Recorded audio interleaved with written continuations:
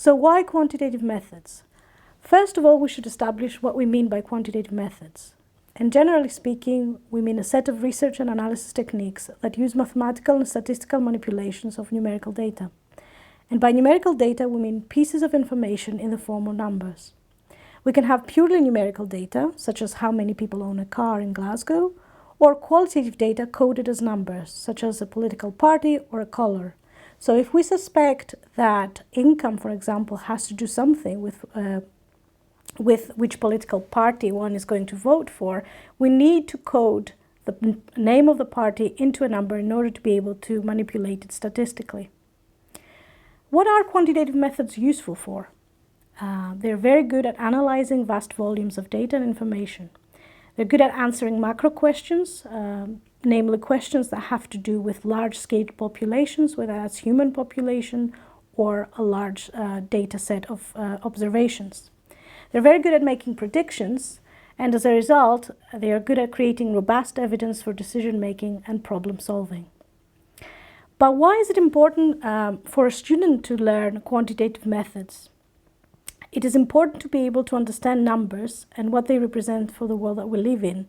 And that is very important for a social science student because they are studying the social world.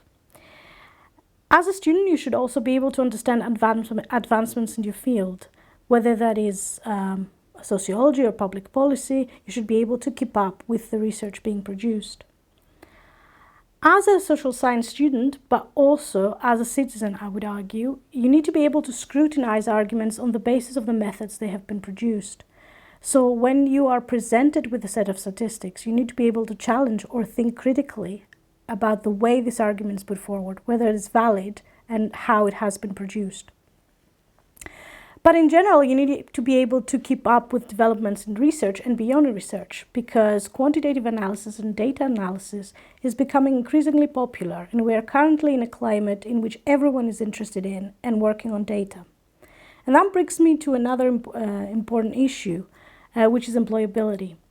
Being able to use quantitative methods increases your employability. Data management and data analysis, as well as the ability to engage with numbers, is increasingly important in the job market. Employers, from startups to established organizations, are working with data and numbers all the time. But even the ones that do not work specifically with numbers will and do look favorably candidates that have the capacity to understand and use numbers. And that increases your problem-solving capacities. It can be your added value in any work environment you might enter. This is because, along with your quantitative skills, you usually develop software skills, whether that's in R or SPSS or Stata, and that's also an asset. So if you're thinking of doing a course on quantitative methods or a whole program with quantitative methods, you can rest assured that you're in the right direction, both for your research interests, but also for your employment chances.